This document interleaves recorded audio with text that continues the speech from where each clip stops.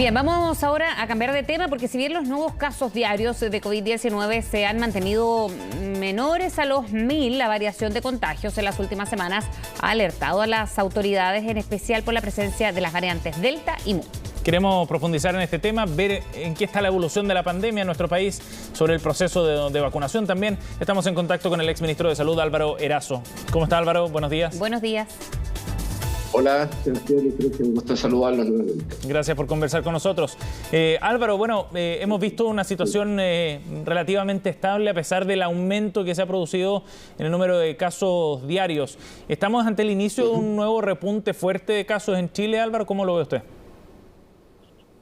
Mira, lo que estamos observando a nivel nacional es un aumento de casos razonables en el escenario de fiestas y de lo que habíamos advertido, que después de fiestas patrias, dado que se ampliaron los aforos, hubo muchas relaciones familiares más amplias que las habituales, fiestas, comidas, asados, etcétera.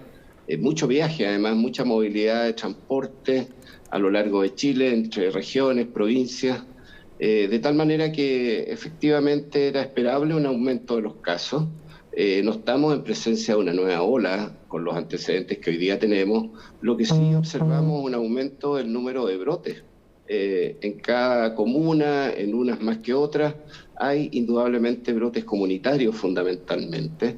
Y dentro de estos análisis que se están haciendo hoy día con mayor frecuencia, y eso es una buena noticia, que tengamos capacidad de detección de las variantes, hay claramente una preeminencia, un mayor número de la variante Delta, que es, entre comillas, razonable, dado el comportamiento que está teniendo en América Latina y también a nivel global. ¿Usted ha sido optimista más allá de la cifra y de lo que estamos hablando ahora en las variantes y los aumento de casos producto quizás también de esta mayor movilidad, de que podríamos alcanzar en algún minuto lo que está pasando en Magallanes con esta fase de apertura avanzada? ¿Eso de qué dependería, Álvaro, si es que las condiciones se mantienen igual? Me refiero de movilidad, ahora tampoco hay estado de excepción, en fin.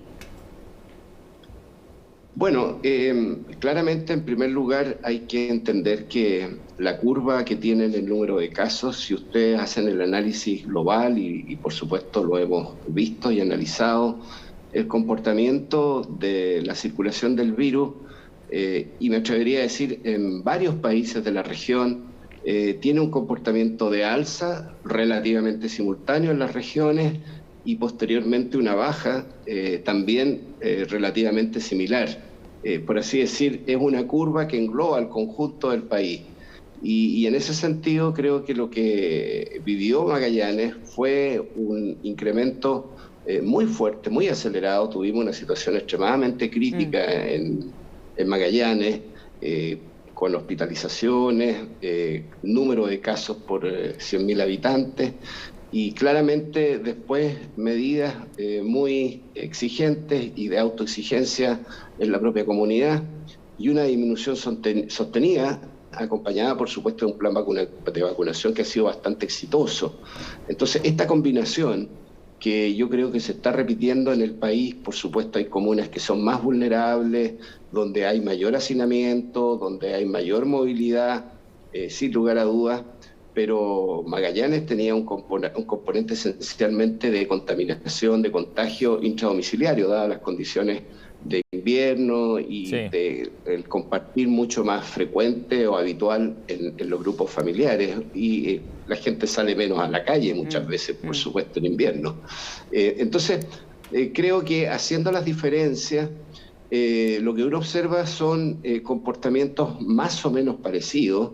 Hoy día claramente el país ha estado a la baja. Si tú observas, hay algunas regiones en el norte que hemos tenido pequeños incrementos, pero en general el comportamiento es más o menos similar.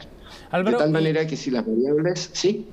Sí, y en base a lo que usted nos cuenta y lo que plantea, ¿eso quiere decir que habríamos superado con cierto éxito entonces el riesgo que suponía las fiestas patrias? Porque muchos decían, ojo, después de la fiesta patria viene un repunte fuerte, hay un foco de contagio ahí, efectivamente, por las reuniones más amplias, por el relajo de las medidas sanitarias, etcétera. ¿Ya pasamos esa prueba? Yo tengo la impresión de que estamos pasando esa prueba, porque lo que hubiésemos esperado era un aumento en el número de casos. Como te decía, en las regiones del norte constatamos un aumento, pero no fue de la magnitud de los que nos tocó vivir, por ejemplo, para las fiestas de Año Nuevo, donde ya a la semana teníamos un incremento que se mantuvo sostenido en alza, y de ahí después una estabilización, y después ya en vacaciones se despegó el número de casos hasta llegar a conformar esta segunda ola que nos acompañó durante varios meses durante este año, y que fue una segunda ola mucho más agresiva que lo que nos tocó vivir en la primera ola. O sea, llegamos a 9.000 casos en la ola reciente, digamos, y hoy día esa ola está bajando. Entonces, creo yo que hasta ahora pareciera ser que el efecto también de vacunación, las medidas de autocuidado, creo que los mensajes calaron en la población.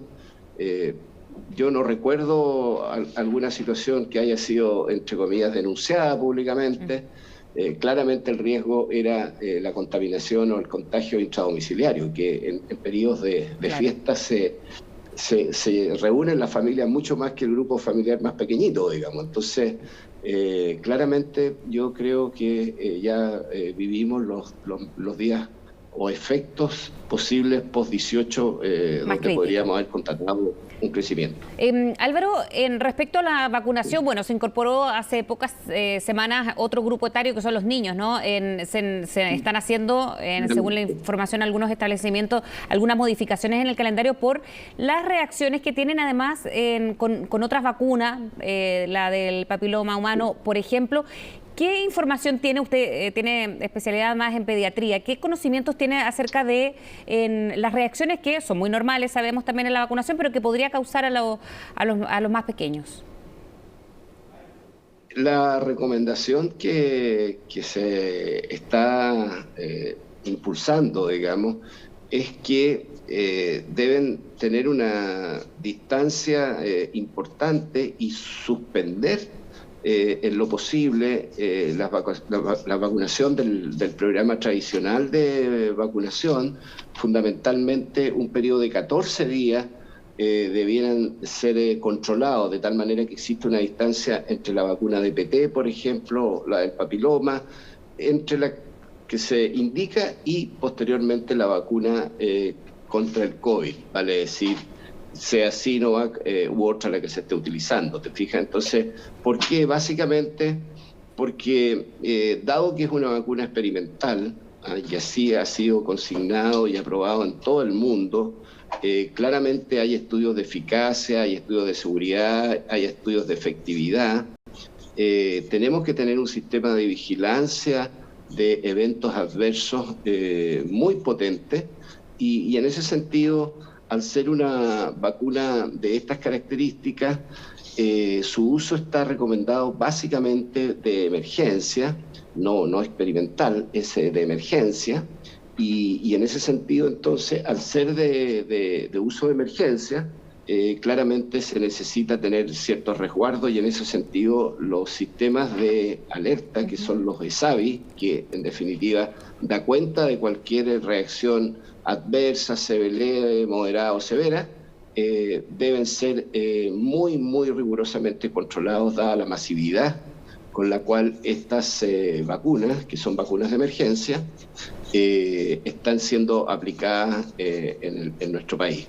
Pasó todas las etapas vale decir, que tiene cualquier vacuna, efectividad, eficacia, seguridad, y en ese sentido no tienen ninguna contraindicación, salvo las habituales que se conocen, y por ende lo más importante es la distancia de los 14 días entre las vacunas programáticas y las vacunas del COVID. Bien, Álvaro, gracias por conversar con nosotros esta mañana para abordar lo que estamos viviendo.